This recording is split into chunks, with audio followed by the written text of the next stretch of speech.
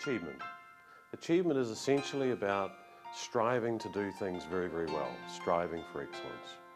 It measures the extent to which the individual is oriented towards setting goals and striving to achieve them. So there were 5 fundamental characteristics of achievement orientation. Firstly, a preoccupation with standards of excellence.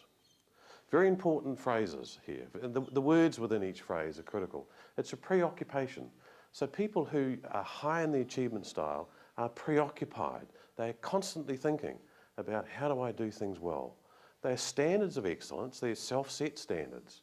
So it's at the end of this, I will stand back and in an achievement way say, do I think I did as well as I could do and preferably better than I did last time?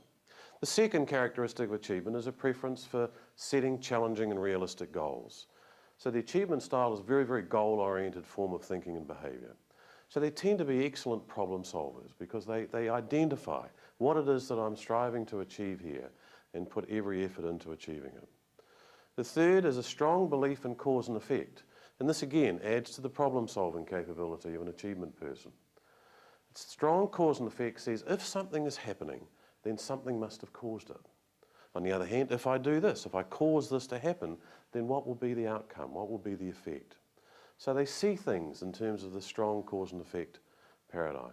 The fourth is a belief that my effort counts, and this is fundamental to achievement. And this is what creates, in fact, the first two, the preoccupation with standards of excellence and the preference for setting goals around things.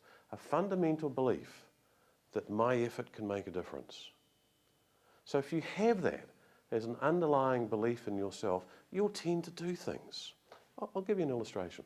This goes back a very long time ago when we started the business in a particular country. And you start businesses like ours by doing what's called showcases around research. So you advertise the fact that you can come and hear all this wonderful research, etc. We had about 200 people registered for this thing. And I was staying on the south side of a bridge, and it was a city divided by a major harbour bridge, and the conference was on the north shore. The very day that conference was on, the train drivers went on strike and the bus conductors went on strike. So as you can imagine, the city was paralysed with traffic. We had one person turn up at that conference out of the 200 registered. But here's the point. I had to catch a bus. I didn't know the city at all well, and I was told to go to a particular station and go to bus stop number 2 and catch bus number 3. So it was very straightforward. And as I stand there, a bus comes along to bus stop number 2 and it's got number 5 on it, not number 3. So I asked somebody around me, is this bus going to this particular place? And they said, yes, it is. And so we get on. And I watched as the bus mooched its way through downtown towards the bridge, and people got on the bus and they would say, is this the bus too? And the bus driver would say yes. And progressively the driver went from very pleasant yes to a very grumpy yes. Couldn't figure out what the hell was going on here. And eventually this little kid, couldn't have been a day over 11 or 12, in a school uniform carrying a violin case, jumped on the bus. And he said, is this the bus too? And the bus driver by this stage was very grumpy. He said, yes, it is. And the kid said, you know you got the wrong number up. And the bus driver said, oh, have I? And changed it. Now there is a child at 11 or 12 years of age who is very, very high in achievement. Saw something wrong, felt his effort could make a difference, so should fix it. Whereas everybody else, myself included, just got on the bus and figured we were going the right way. That child will be a world-class violinist. If he goes into business, he'll be a super executive somewhere. That's achievement orientation. And the achievement person has an absolute thirst for feedback. What this means is they're concerned, constantly concerned with how well they are performing against the standards that they've set for themselves. The important thing around thirst for feedback and achievement is it's not so much about me wanting to know from you how well I'm going, but me wanting to know internally how well I'm doing. So it's not about seeking approval or seeking feedback from others. It's actually about measuring myself against my own standards. And it's this thirst, so it's constant. Now when we look at the achievement style in the program in terms of the way in which the person portrayed that behaviour at the individual level, you can see that she's very well organised. She's concerned with making sure that the whole event goes off well, and we would call this striving for excellence, that she's obviously set a standard for herself and she's putting considerable effort into making sure that it's going off the way in which she would want it to. Towards the end, she self-evaluates, she gets into saying, how well did this go? Did I achieve what I set out to achieve for myself? And that's classic achievement-oriented behaviour.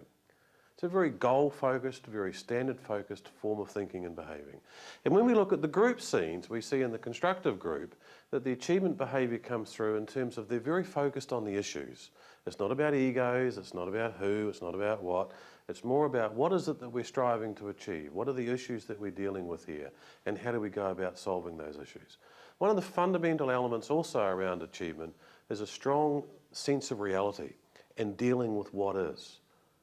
So in the scenarios, we see that as the potential conflict arises throughout the scene, we can see that the achievement-oriented person is relatively comfortable with this, that they say this is going to happen. Also the self-actualising person, there's the similarities. Quite comfortable with what's about to occur, and the expression is let's just deal with it and be ourselves. Classic constructive thinking. So when we look at this style called achievement, at the individual level, it's this strong goal, my effort can make a difference stuff. At the group level, it's about problem solving. So when you see achievement behaviour in a group, it's about the group being focused on solving the problems, identifying the issues. And at the organisational level, and when we talk about culture and the organisational norms that can exist, which is the behaviour that we encourage people to use in the organisation, then in an achievement-oriented organisation, people are very highly motivated. They actually understand that their effort can make a difference, and they are focused around setting challenging but realistic goals. So if everybody in the organisation is doing that, honestly, you can't help but do well. So in fact, when we look at the research at a level of detail, achievement is the single strongest predictor of effectiveness at the individual level, of success at the individual level, and performance at the organisational level. It's simply that powerful.